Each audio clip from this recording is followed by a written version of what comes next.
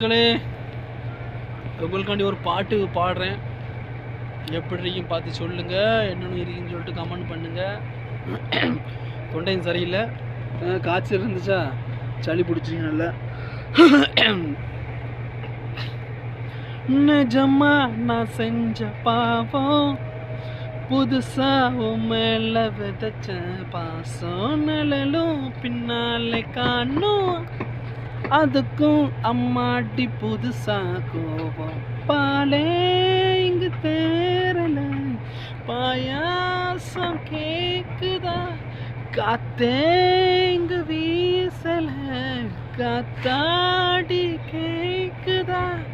ஓ மேல குற்றம் இல்ல, நீ ஒன்னும் நானும் இல்ல.